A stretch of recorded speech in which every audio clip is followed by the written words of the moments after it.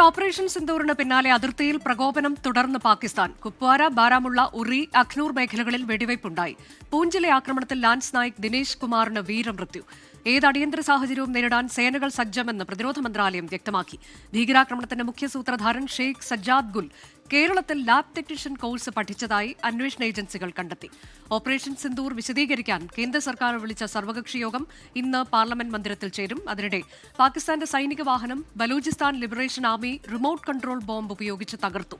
12 പാക് സൈനികരാണ് ആക്രമണത്തിൽ കൊല്ലപ്പെട്ടത്. ഞങ്ങളുടെ പ്രതിനിധികൾ ശ്രീനാഥ് ചന്ദ്രൻ, വിനീത വിജി, ഒപ്പം ആർ അച്യുതൻ വിശദാംശങ്ങളുമായുണ്ട്. ആദ്യം ശ്രീനാഥ് ചന്ദ്രനിലേക്കാണ്. ശ്രീനാഥ്, എന്താണ് പാകിസ്ഥാൻ ഇനിയിപ്പോൾ മുന്നോട്ട് കാണുന്നത് എന്നതറിയില്ല. പലതരത്തിലുള്ള പ്രഖ്യാപനങ്ങൾ, പ്രസ്താവനകൾ അവിടെ നിന്ന് വരുന്നുണ്ട്. പ്രതിരോധ മന്ത്രിയുടെ ഭാഗത്തു നിന്ന് വരുന്ന പ്രസ്താവന ഒന്ന്, പ്രധാനമന്ത്രി മറ്റൊരു കാര്യം പറയുന്നു. വിദേശകാര്യമന്ത്രി പറയുന്നത് ഇരു രാജ്യങ്ങളും തമ്മിൽ സമ്പർക്കത്തിൽ ഏർപ്പെട്ടുകൊണ്ടിരിക്കുകയാണ് എന്നതാണ്. എന്നാൽ പ്രധാനമന്ത്രി കനത്ത തിരിച്ചടി നൽകും എന്നത് രാഷ്ട്രത്തെ അഭിസംബോധന ചെയ്ത് പറഞ്ഞ കാര്യമാണ്. കൂടാതെ ലഹോറിലൊക്കെ സൈനിക വിന്യാസം ശക്തമാക്കിയെന്ന റിപ്പോർട്ടുകളൊക്കെ വരുമ്പോൾ നമ്മൾ ഏത് തരത്തിലേക്കാണ് ജാഗ്രതയിലാകുന്നത്? ശ്രീനാഥ്. അനുജ, പാകിസ്ഥാൻ സൈന്യത്തിന് ഏത് തരത്തിലുള്ള ആക്രമണം നടത്താനുമുള്ള സ്വാതന്ത്ര്യം പാകിസ്ഥാൻ സർക്കാർ നൽകി എന്നതാണ് ഇന്നലെ പാകിസ്ഥാൻ ഔദ്യോഗികമായി തന്നെ അറിയിച്ചത്. ഇന്നലെ രാത്രി ദേശത്തെ അവരുടെ പാകിസ്ഥാൻ അഭിസംബോധന ചെയ്ത് അവരുടെ പ്രധാനമന്ത്രി സംസാരിക്കുകയും ചെയ്തു. അപ്പോഴും അദ്ദേഹം പറയുന്നത് ഇന്ത്യക്ക് ഒരു തിരിച്ചടി ഞങ്ങൾ നൽകും എന്ന മട്ടിലൊക്കെ തന്നെയാണ്. പക്ഷേ ഏതെങ്കിലും തരത്തിൽ യുദ്ധം കണക്കെ ഒരു വലിയ ആക്രമണത്തിലേക്ക് പാകിസ്ഥാൻ ഏതായാലും ഈ ഘട്ടത്തിലും നീങ്ങിയിട്ടില്ല. അതേസമയം ഇന്നലെ രാത്രിയും വെടിനിർത്തൽ കരാർ വ്യാപകമായി അതിർത്തി മേഖലകളിൽ പാകിസ്ഥാൻ ലംഘിച്ചു. കുപ്വാര, ബാരാമുള്ള, അഖ്നൂർ അടക്കമുള്ള മേഖലകളൊക്കെ തന്നെ പാകിസ്ഥാൻ വെടിനിർത്തൽ കരാർ ലംഘിച്ചതായി ഇന്ത്യൻ സൈന്യം ഇന്ന് രാവിലെ അറിയിച്ചു. അവർക്ക് ശക്തമായ മറുപടി നൽകാനും ഇന്ത്യൻ സേനയ്ക്ക് കഴിഞ്ഞു എന്നതാണ് മനസ്സിലാക്കുന്നത്. കുപ്വാരയിൽ ഷെല്ലാക്രമണം പാകിസ്ഥാൻ കാര്യമായി ഇന്നലെ രാത്രി നടത്തിയെന്ന സൂചനകളുണ്ട്. ഇന്നലെ പൂഞ്ചിൽ നടത്തിയ ആക്രമണത്തിൽ ഒരു സൈനികന് വീരമൃത്യു സംഭവിക്കുകയും ചെയ്തു. ദിനേശ് കുമാർ എന്ന ലാൻസ് നായിക് ദിനേശ് കുമാറിനാണ് ജീവൻ നഷ്ടമായത്, വീരമൃത്യു അദ്ദേഹം വരിച്ചത്.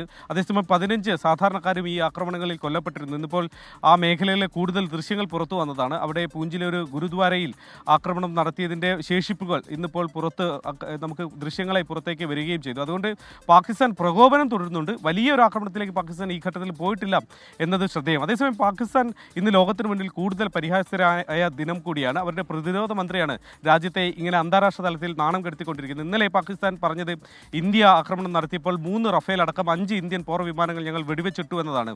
ഒരു ഇരുമ്പ് ചീള് പോലും ഇതിന് തെളിവായി പാകിസ്ഥാൻ ഇന്നലെ കാണിക്കാൻ കഴിഞ്ഞിരുന്നില്ല.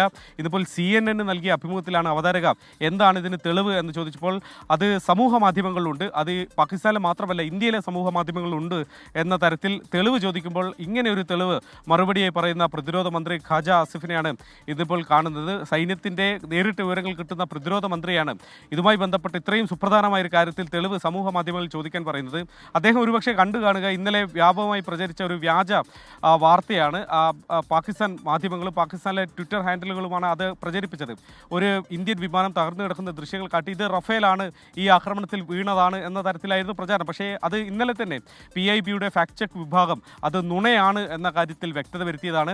2021 പഞ്ചാബിലെ മോഗയിൽ തകർന്നു വീണ ഒരു മിഗ് വിമാനം, അതേതെങ്കിലും ആക്രമണമായോ യുദ്ധവുമായോ ബന്ധപ്പെട്ടൊന്നും ആയിരുന്നില്ല അത് വീണത്.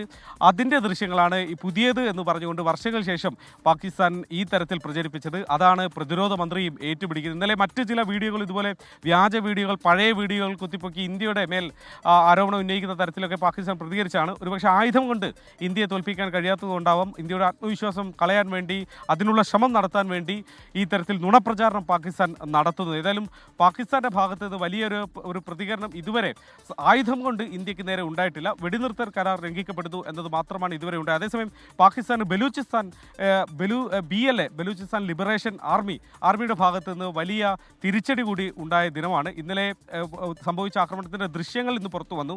പാകിസ്ഥാൻ സൈന്യം സഞ്ചരിച്ച വാഹനം BLA പോരാളികൾ ബോംബ് വെച്ച്, റിമോട്ട് കൺട്രോളിൽ പ്രവർത്തിക്കുന്ന ബോംബ് വെച്ച് തകർത്ത ദൃശ്യങ്ങൾ പുറത്തു വന്നു. 12 പാക് സൈനികർ ആ സ്ഫോടനത്തിൽ കൊല്ലപ്പെട്ടു. ഒരു നിമിഷത്തിനകമാണ് ആ വാഹനം അപ്പാടെ പൊട്ടിത്തെറിച്ചു പോകുന്നത്. ഈ സൈനിക വാഹനം കടന്നുപോകുന്നതിന് മുമ്പ് അവിടെ മൈനുകളും മറ്റും പരിശോധിക്കുന്ന ദൃശ്യങ്ങൾ കൂടി വന്നതാണ് പാക് സൈന്യം. എന്നിട്ട് പോലും ഈ തരത്തിൽ ഒരു വലിയ ആക്രമണം നടത്താൻ BLA പോരാളികൾക്ക് കഴിഞ്ഞു. ആ ദൃശ്യങ്ങൾ ഭയാനകരമാണ് അനുജ. അതാണ് ഇപ്പോൾ ദൃശ്യങ്ങൾ, ഭയാനകരമായ ദൃശ്യങ്ങൾ. അതൊക്കെ നമ്മൾ ഇന്നലെ പ്രേക്ഷകരിലേക്ക് എത്തിച്ചതുമാണ്. രാജ്യം കടുത്ത ജാഗ്രതയിലാണ്.